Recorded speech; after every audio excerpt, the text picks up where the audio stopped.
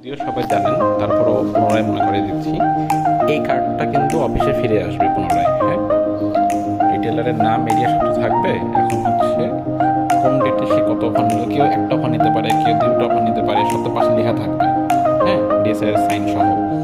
তো মাস শেষে এটা ফিরে আসবে, কারণ আমাদের প্যাকেজ 2 এর অফারটি ইনস্ট্যান্ট হলো, প্যাকেজ 1 এর অফার তো ইনস্ট্যান্ট না। সেটা ভেরিফাই করা হবে তার এই যে এই কোন ডেটে কিনেছে সেটার উপরে, আর প্যাকেজ 2 ভেরিফাই করা হচ্ছে এটার উপরে। প্যাকেজ 2 এখানে ইনস্ট্যান্ট ভেরিফাই করে ডিএসআরকে যেই টাকাটা দেওয়া হবে বা যে বিলটা দেওয়া হচ্ছে সেটা চলে যাবে।